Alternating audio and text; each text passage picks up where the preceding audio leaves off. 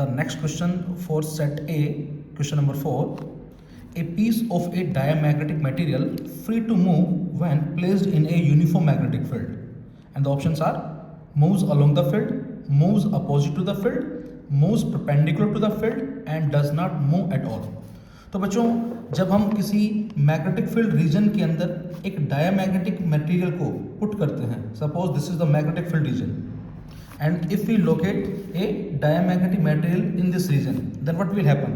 So we can say a diamagnetic material is repelled by the magnetic field and the repulsive force acts equally on all sides in the uniform magnetic field. Hence we can say the net force is equal to 0. So we can say does not move at all.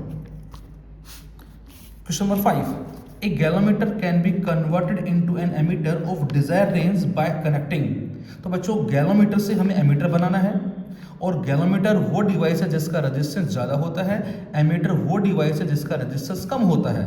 It means हमें वो device जिसका resistance ज़्यादा है उससे वो device बनानी जिसका resistance कम है.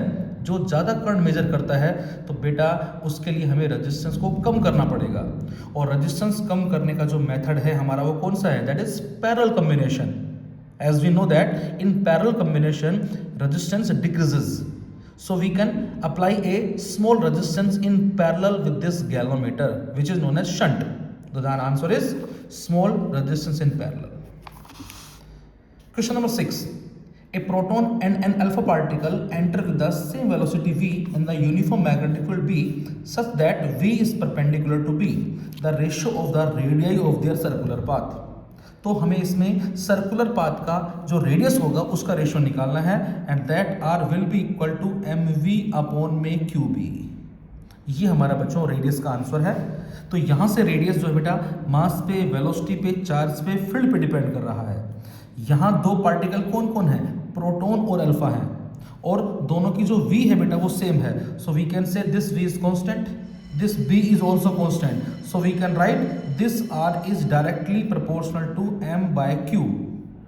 So if we write mass of proton is m, then mass of alpha is 4 times mass of proton and charge of proton is q, then charge of alpha is twice of charge of proton.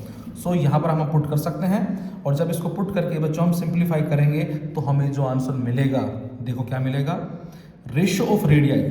तो ratio जो होगा proton that is m by q, alpha जो होगा 4m upon में 2q.